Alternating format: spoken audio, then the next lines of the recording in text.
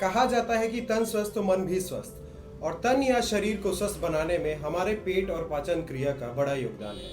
पेट कहें या शरीर, या कहें शरीर का मध्य भाग, जो डाइजेशन का काम करता है, अगर सही तरह से काम करे तो शरीर में ऊर्जा, बल और सकारात्मकता के साथ साथ मन में भी प्रसन्नता बनी रहती है। आज इसी विषय पर चर्चा करेंगे हम कि किस तरह अपने पेट को स्वस्थ और पाचन क्रिया को और मजबूत बनाया जा सके।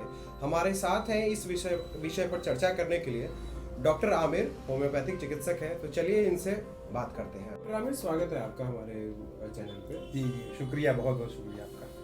पेट की गंभीर बीमारियां कौन सी हैं, कैसे मरीज आते हैं अपने पेट की समस्याओं को लेकर के, जरा उस पर बताएं। देखिए, जो पेशेंट हमारे पास आते हैं वो अपनी परेशानियां, जो गैस्ट्रिक प्रॉब्लम होती है, जो उस परेशानी को लेके आते हैं। बहुत सारे दिनों से वो परेशान रहते हैं।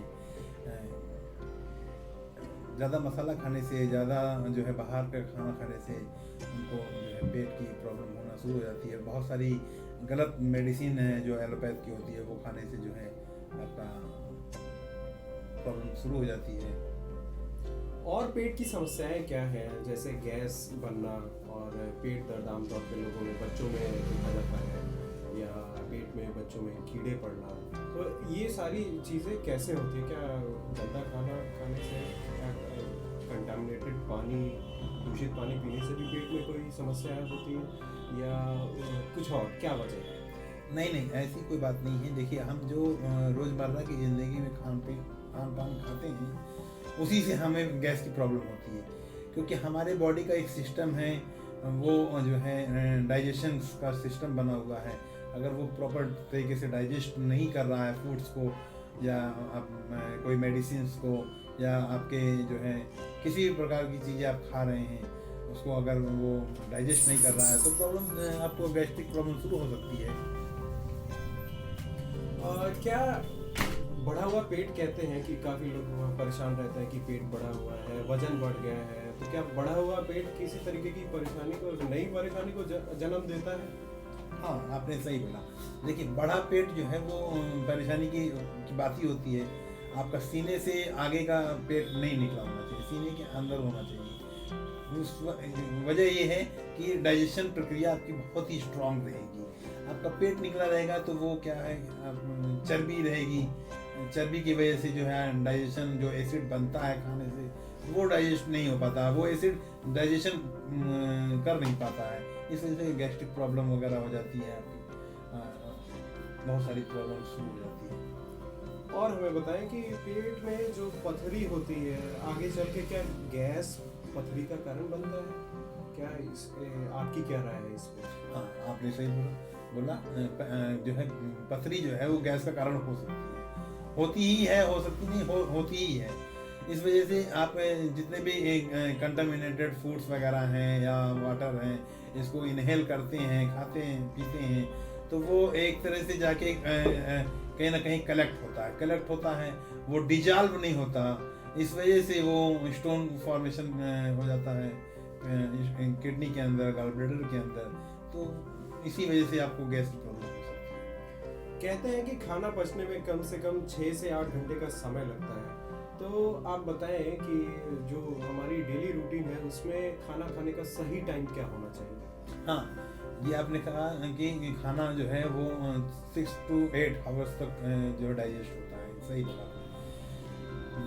खाना खाने का सही वक्त जो है वो आप खुद तय करना पड़ेगा कि मैं सुबह कितने बजे उठ रहा हूँ और शाम को कितने बजे सो रहा हूँ। शाम को सुबह उठने के बाद आप ब्रेकफास्ट लीजिए, टाइमली ब्रेकफास्ट लीजिए। फिर 2-3 घंटे के बाद आप जो है लंच ले लीजिए। फिर आपकी गैपिंग होनी चाहिए अच्छी खासी, डाइजेशन प्रॉपर जो होता है। आप खा लिए, मान लिए लंच कर लिए, तो उसके बाद आपको कम से कम 6 घंटे भूखे रहना पड़ेगा, क्योंकि एसिड जो बनता है वो बड़ा मुफीद होता है। एसिड बनेगा जब आप कुछ खाएंगे नहीं, वो खाना जो है मिक्सचर करता है एब्डोमेन में जाके, बहुत सारी जो है चीज़ें कलेक्ट करके उसको डिजॉल्व करता है।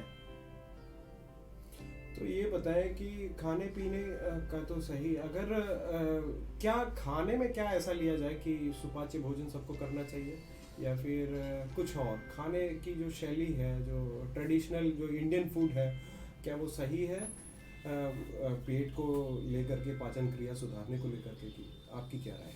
देखिए, जो है आप हर चीज़ खा सकते हैं। आप किसी चीज़ के लिए मना नहीं है। कोई भी चीज़ डिजायरेबल हो रही है, आप उसको खा सकते हैं। अब वो आप क्या चीज़ पसंद करते हैं, वेज नॉन वेज, आप देख लीजिए। जो है वेज में आप बहुत सारी चीज़ें हैं, आप साग सब्जी फल, जो बहुत सारी इसमें विटामिन वगैरह रहते हैं, आप खा सकते हैं। नॉन वेज में थोड़ी सी तकलीफ हो सकती है, वो जल्दी डाइजेस्ट नहीं होता है, जल्दी डाइजेशन प्रॉपर तरीके से नहीं होता है। और पेट से जुड़ी हुई कोई नई बीमारी जो ट्रेंडिंग हो, वो उसके बारे में आप जी, जिसके मरीज सबसे ज्यादा आपके पास आते हो, या आमतौर पे डॉक्टर के पास जाते हो, चाहे वो एलोपैथी हो, चाहे वो आयुर्वेदा हो, चाहे वो होम्योपैथी, किसी भी विधा में जाते हो, तो उनके बारे में बताएं। हाँ, ज़्यादातर मेरे पास एसिडिटी के पेशेंट आते हैं, जिसकी वजह से एसाइटिस हो जाता है, अल्सरेटिव कोलाइटिस हो जाता है, उसमें आपका हेमोराइड्स हो जाता है, पाइल्स हो जाता है, गॉल स्टोन हो जाता है। तो ये मरीज मेरे पास ज़्यादातर है। और होम्योपैथी में क्या ऐसी दवाएं उपलब्ध हैं जो पेट की पाचन क्रिया से संबंधित जो बीमारियां हैं उनको दूर करने में कारगर साबित हो? जी हाँ, हमारे पास 4-5 मेडिसिन बहुत ही अच्छी हैं। जैसे एक मेडिसिन नक्सोमिका मान लें, और कार्बोवेज नक्सोमिका, और गैस्ट्रोलेस सिरप है मेरे पास, लिवोकेयर सिरप है, कालमेक सिरप है। ये सब चीज़ें बहुत ही अच्छी डाइजेशन के लिए हेल्पफुल है। धन्यवाद डॉक्टर साहब, हमसे बात